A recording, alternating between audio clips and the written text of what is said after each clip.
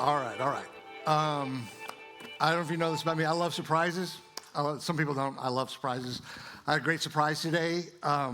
Jim Gerlach, who was my student pastor when I became a Christian, is here today, showed up today, surprised me today. Jim was there when I became a Christian. Jim was the first to disciple me. Jim gave me my very first opportunity to preach my very first sermon. And so if you want to blame anybody, he's right back there. And played a huge role in my life and my ministry, and just showed up today and just so excited. Hope I do good for him.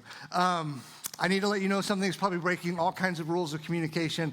I need you to know on the front end, I'm going to go a little over today, not intentionally. We just are short on time right now, so I'm going to go a little bit over, but I make a promise to you. I'm going to go as fast as I can. I'm going to do the best I can. I'm going to give you all that I can, and I don't need you to ask me to give you all that you can, or tell me you're going to give me all that you can in return. So we're going to go a little bit over, but I will not abuse that. So I want you to know ahead of time, okay?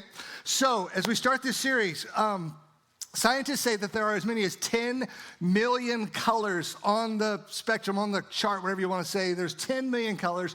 What's fascinating is you can get 10 million colors out of just 3 basic colors: cyan, magenta, and yellow. Now, you might look at that, and that's what we have on the screen there. You're like, well, what about black?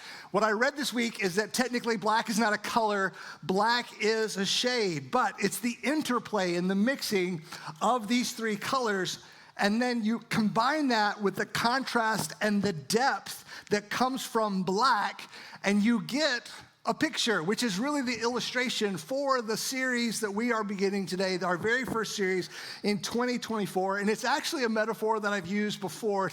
If you've been around here for any length of time, you've heard me talk about this when I describe the Gospels. Now, the Gospels, what are they? Well, if you are at the very beginning of the New Testament, you have 4 books: Matthew, Mark, Luke, and John, and each one of them tells us the story of Jesus of Nazareth. Now, the fact that there are 4 books does not seem odd to us at all, because we've always lived with Matthew, Mark, Luke, and John. They've always been a part of our lives.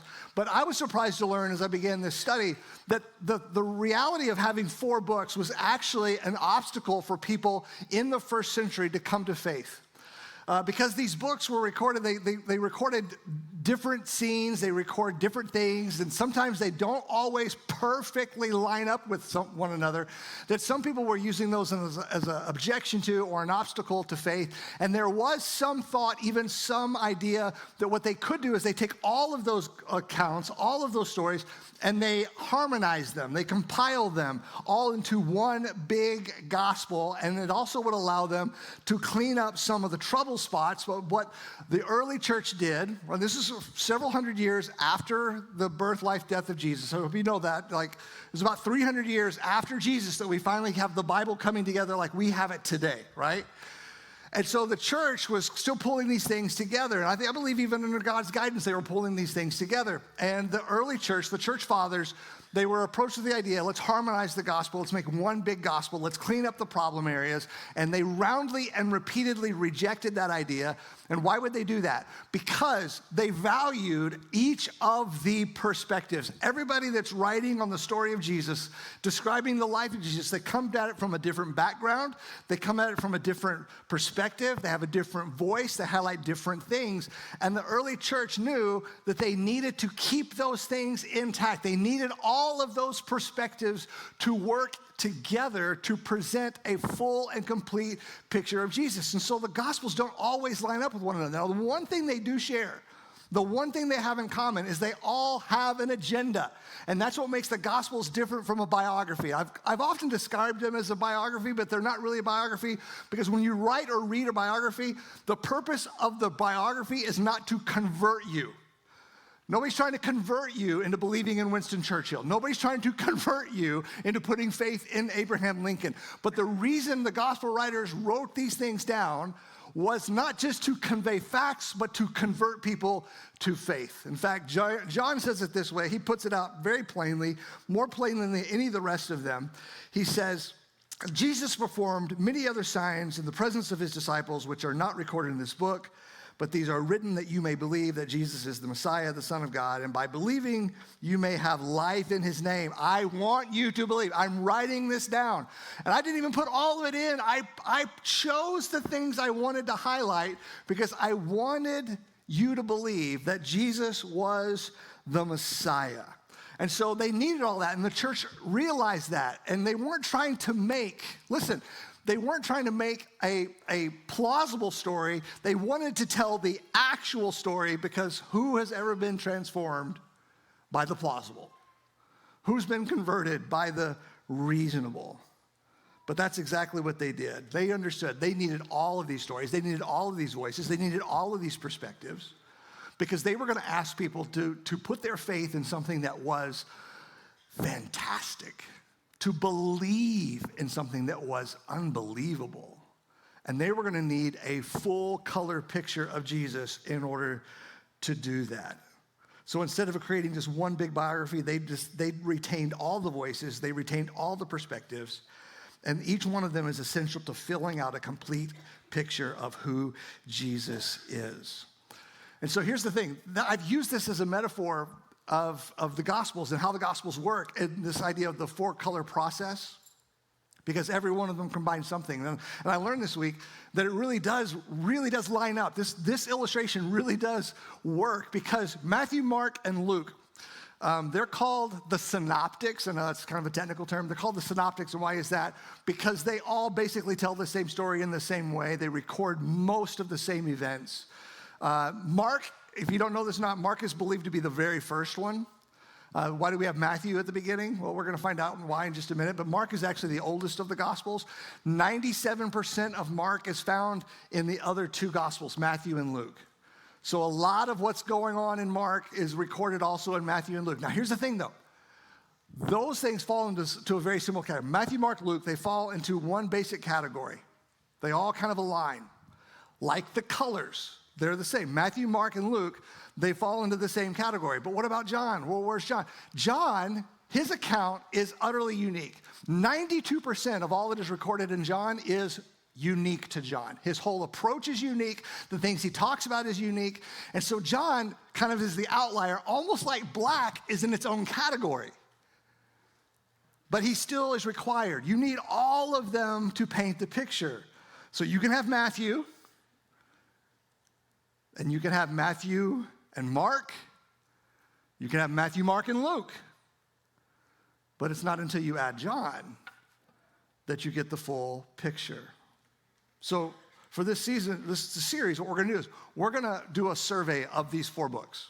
I'm going to give one book a week, and I understand, I'm going to tell you in advance, that is woefully inadequate to any of these books. But what I want to do is I want to whet your appetite. I want to highlight what is about these books that make them distinct, what they play, the part that each one of them plays in bringing out the fuller picture of who Jesus is. And the reason I can only give one week to one book is because you have homework, all right? Welcome to 2024. Here's homework. In your worship guide, you received a bookmark. What I want us to do, what I encourage you to do, I want us to begin through this 4 weeks. We're going to begin by looking at these Gospels, but like I said, I want to whet your appetite because I want you to spend your time in the Gospels. And what this is a reading plan. You can read through all 4 of the Gospels in 31 days. You can do it every single month, 31 days, by reading typically 3 chapters a day, sometimes 2 chapters a day, just to even it out. But you can do all 4 books in 31 days, and this will help take you through that. So day 1 to day 31, and then everybody loves to keep score. Everybody loves to track their progress. You can use the little circles there. You can use the little circles there to track your progress, right? And this will get you, you're going to notice, through 6 months. 6 months. And our hope is, come July or so, there'll be a rush on a new crop of bookmarks. They'll be out all year long, but around July, you're going to be reaching out and grabbing another one because you're going to start over again. I want to encourage us as a church. Now, it's not going to be a big deal. We're not going to talk about it every single week, but I want to encourage us as a church, just on your own time, to be reading through the Gospels continuously. This kind of came out of a conference I went to this last fall, and I heard someone say that if you are a believer, that regardless of whatever else you are reading, you need to be reading the Gospels at the same time. Always in the Gospels, because it's the story of Jesus. It's who Jesus is. It's what Jesus did. It's the things that he said. The life that he lived. Everything about Jesus is what makes everything after and before meaningful. And so you can read all of it, but we also need to be grounded in who he is. And what I'm hoping will happen is if you are a believer, if you're a follower of Jesus already, then what this will do is will rekindle your affections for him. I'm not trying to get you just to collect more information about him. I want it to rekindle your affections for him. And if you're not a believer, this is good for you. You need this. Do you know why? Because chances are, if you're not a believer, it's because you don't believe in a version of Jesus that you have assumed is real. It's not because you've ever done a real investigation on who he truly is. And sometimes it's because you've adopted a version of Jesus based on some misguided but well-meaning Christians who presented him in a not so favorable or accurate way. So I would encourage you, if you're just investigating faith, to use this as your way just to get to know who it is that makes this faith what it is. The central figure of Christianity is Jesus, and we don't know him. We cannot know what Christianity is all about. So with that, we are going to start today in the book of Matthew. Matthew, you're going to notice on the back of these bookmarks is there's also a series of 4 tips on how to read the gospel. A little value added to give you some guidance on how you are to read the gospels when you do read them. Tip number 1, observe the beginning and the end. A simple way, it says, to grasp the author's intended message and the response is to inspect the beginning and the end of each gospel. We're going to do that today as we look in the book of Matthew. Let's start with the beginning. And when I mean the beginning, I mean the very, very, very beginning of Matthew. Matthew 1, verse 1, he starts his whole book this way. This is the genealogy of Jesus the Messiah, the son of David, the son of Abraham. Every author, every communicator, every writer, every speaker, whenever they write their message or they write their book or their paper or their essay, they have 2 things in mind. They have the purpose for their writing and the people they're writing to. Purpose and people. And even here in the very first verse, Mark is clearly laying out the purpose for his writing and the people he's writing to. He doesn't waste any time. Like Matthew from the very beginning, from the drop, he is telling us that his primary audience are the Jews, and his purpose is to convince the unbelieving Jews that Jesus is the Messiah. That's how he starts it. The Messiah, not the Savior. He calls him the Messiah. Why? That's a loaded word for the Jews. You and I read Messiah, we think religious leader. We think someone who brings enlightenment. We think someone who offers guidance. We think someone who offers salvation. When the Jews heard the word Messiah, they understood it in a much more fuller sense. The term Messiah meant literally anointed one. And in the Jewish history, in the Old Testament, a very select, very exclusive group of people were anointed. Prophets, priests, and most significantly, kings were set aside for special purposes. They were set aside for a special calling. Prophets, priests, and kings. So when the Jews said he is the Messiah, they had a royal vision of what this person was. They imagined a king. In fact, when you read through the book of Matthew, the theme that's going to emerge, the theme that's going to water up from the book of Matthew is very simple. If you could distill it down into one simple sentence, Jesus is king. He's not just another king, he's the king. He's not just the next king as the Messiah, he is God's final king. And this is a monumental statement that Matthew will spend the rest of his book building his case for. But where does he begin? Well, he's talking to Jews.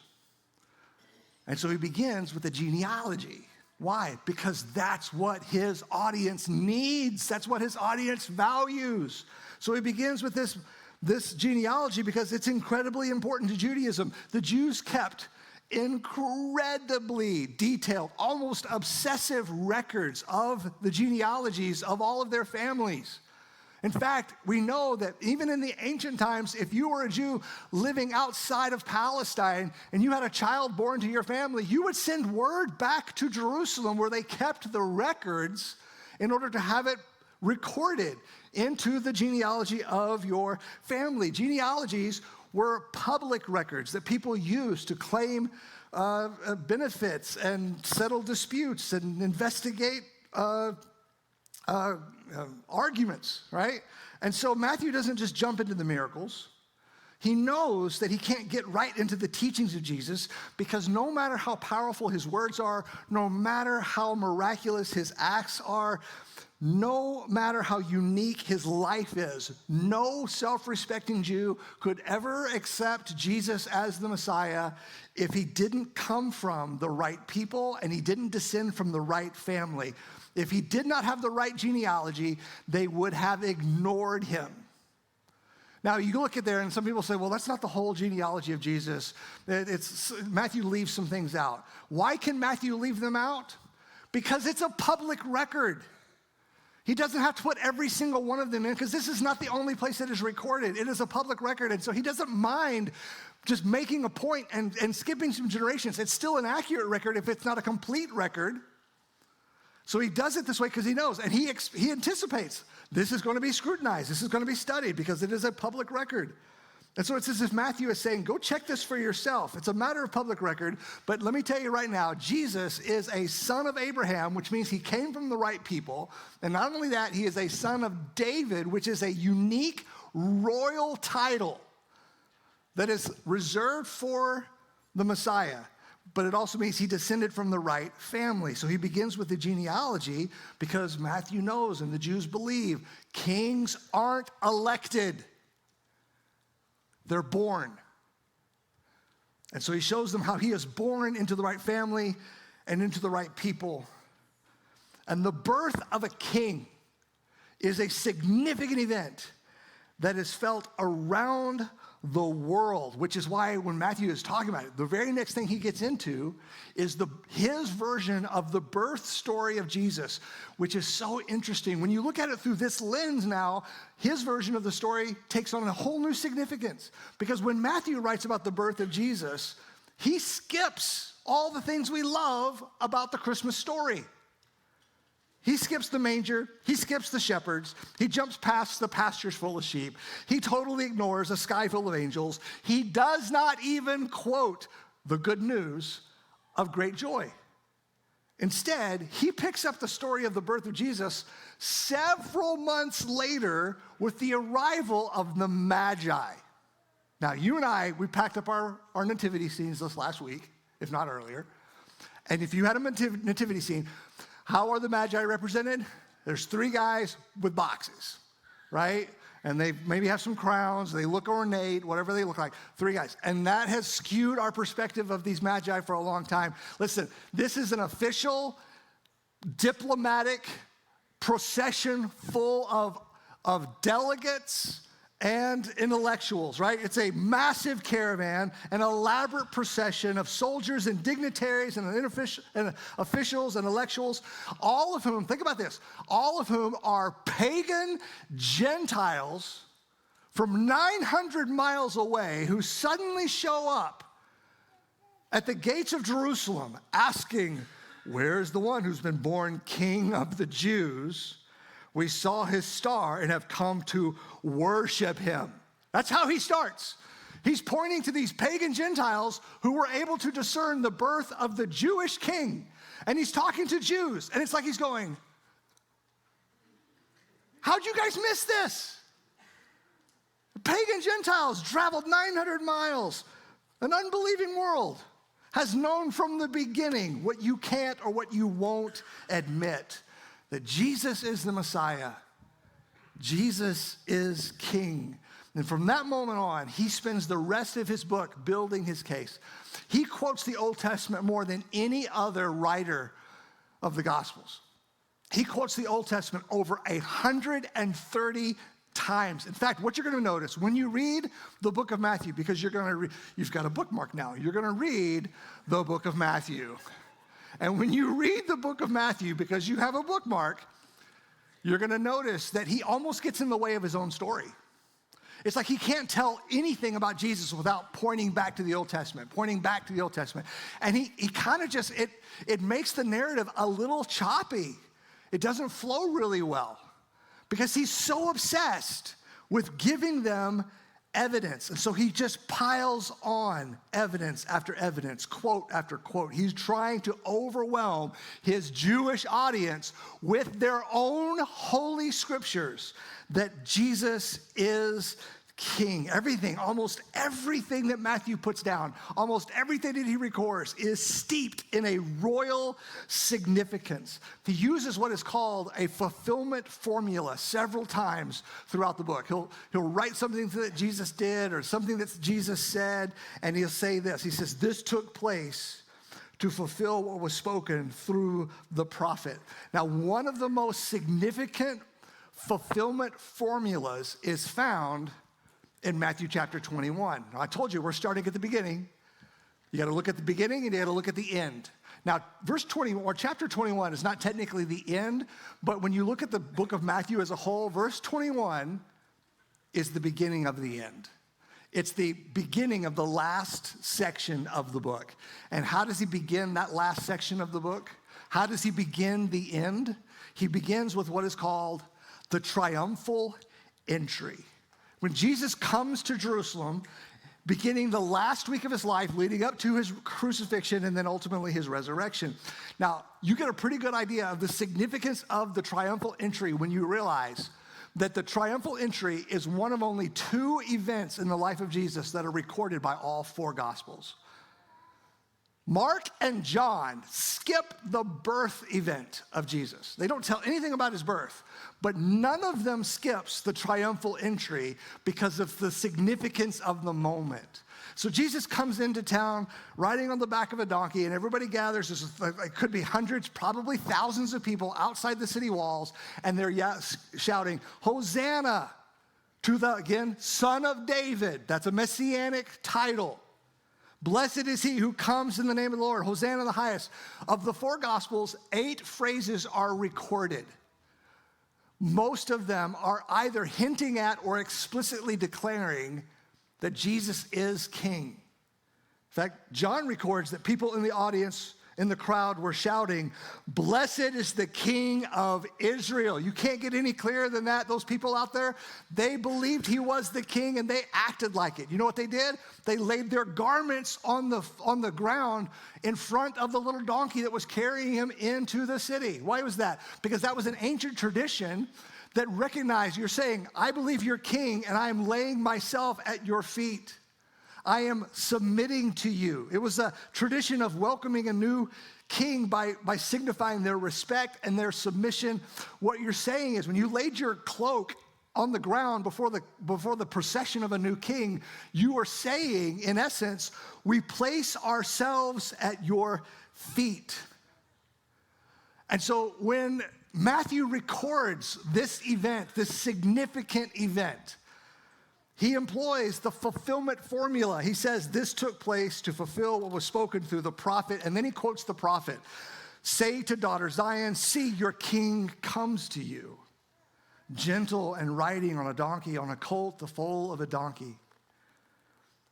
He understands this is his moment. This is not a celebration. This is a coronation. And then look what it says next, verse 10. A little bit later in the story, when Jesus entered Jerusalem, the whole city was stirred. The word stirred, it's not a great translation. It's a little too weak. It comes from the word that means an earthquake.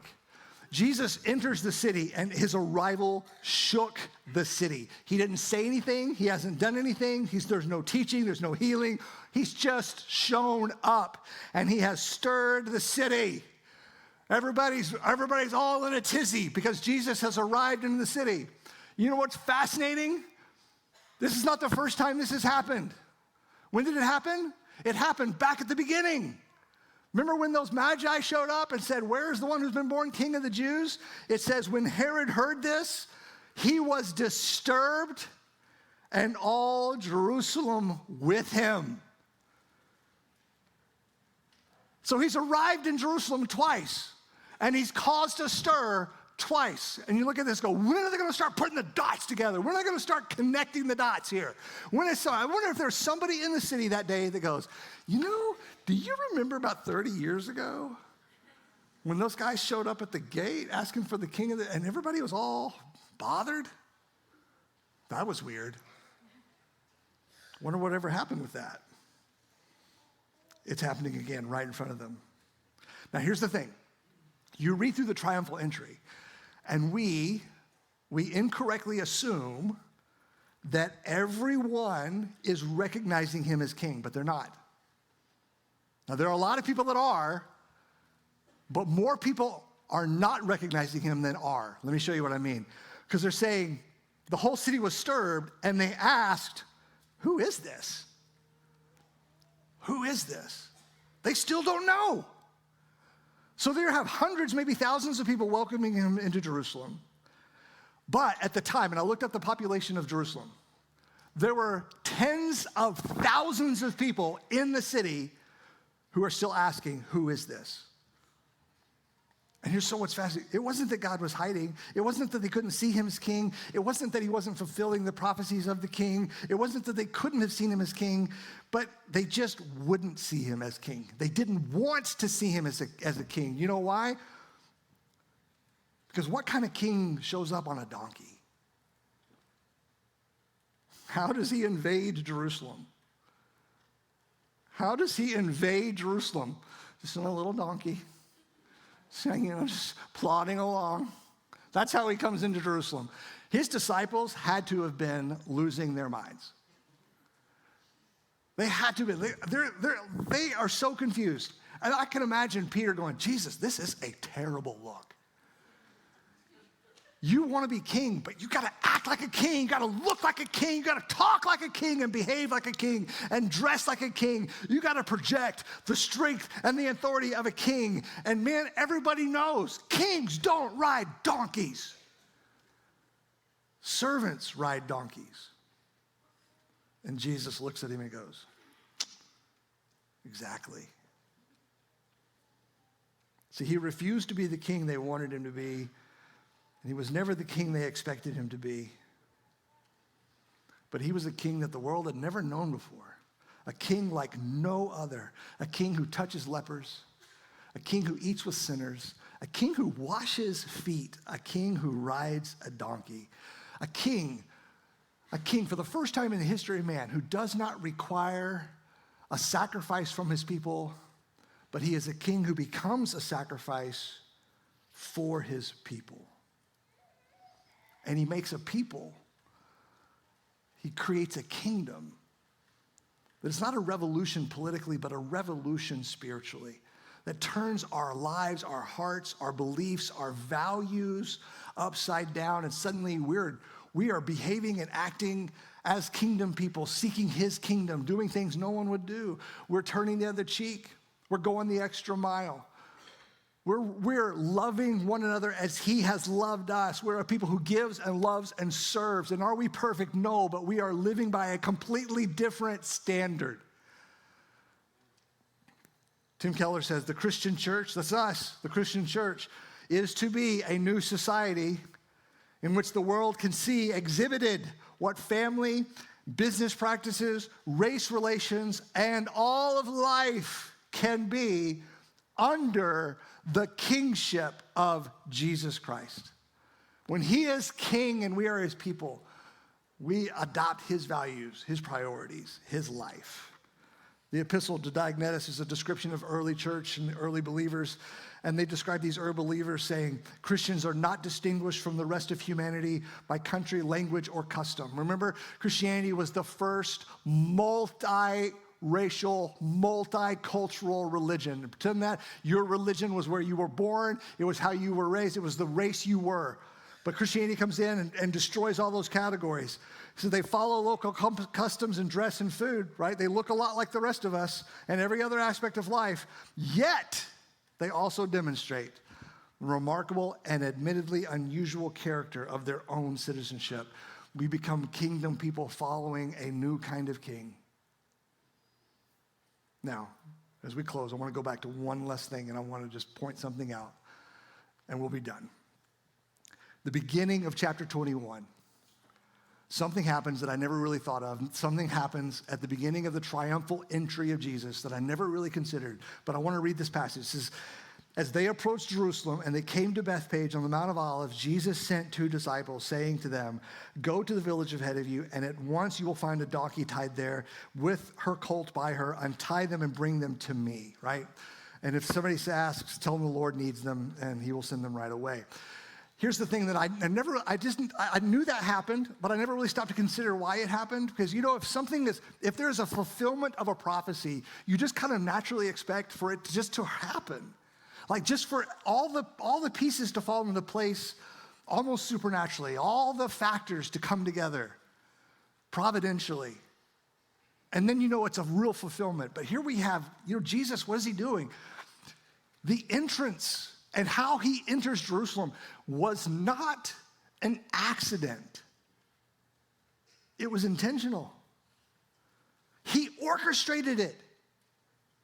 He engineered it. And why would he do that? Because he was forcing the issue. He knew what the prophecy was.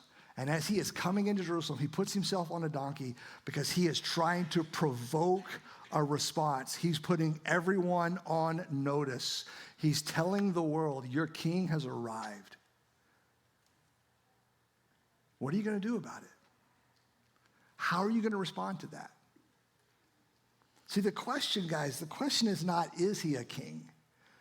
And the question is not even, is he the king? Those things are settled. And the reality of that, the truth of that, does not require your acknowledgement of that truth. It's either true or it's not.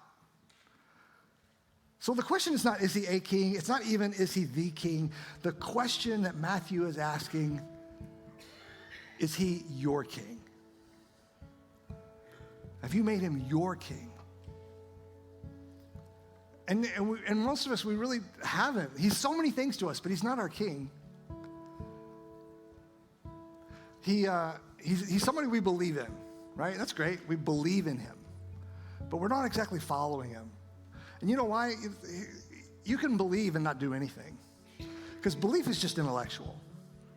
But following, acknowledging, submitting, obeying, that's actual. That's practical.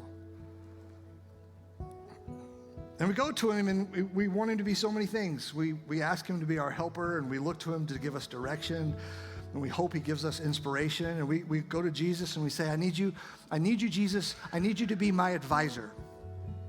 Jesus, I need you to be my counselor. I need you to be my consultant. Jesus, I need you to be my guide. And Jesus looks at us and he says, listen, I can be all of those things. I can be all of those things and more. But I cannot be anything to you unless I am your king. See, he's a king that we just never saw coming, because unlike every other king on the earth, he does not invade our lives by force. In fact, what he does instead is he invites us into his life by love. And there are a few verses scattered throughout the Gospels that are unique to that gospel. And I learned this week that one of those verses, very common verse, very, very familiar verse, but is only found in Matthew. And it makes so much sense now. It's only found in Matthew is this verse. Jesus is speaking and he says, come to me, all you who are weary and burdened, and I will give you rest. Take my yoke upon you and learn from me, for I am gentle and humble in heart, and you will find rest for your souls. For my yoke is easy and my burden is light. You read that, and when you read that through the new knowledge of who Matthew was writing this to, why he chose to highlight that statement, you realize he's writing to the most religious people that have ever walked the face of the earth. To a people who are so devoted, so careful with the law and their obedience. But their devotion has led them to exhaustion. And Jesus comes to these very religious people, these very moral people who are working so hard to earn and deserve their salvation. And he says, just stop. Just come to me. I'm inviting you. Come to me, all you who are weary and burdened. Lay it down. Come to me. I'll do what you can't do. I'll take care of you. Just trust me. That's what he calls us to. And when we accept that invitation, we don't just believe in him. We accept him as the Messiah. And he becomes our King. Let's pray together. Father, help us as we go through your Gospels to get a fuller, more complete, a living color picture of you. Stir our affections. Whet our appetites. Draw us to you in ways we've never been drawn to you before. We pray this in Jesus' name. Amen.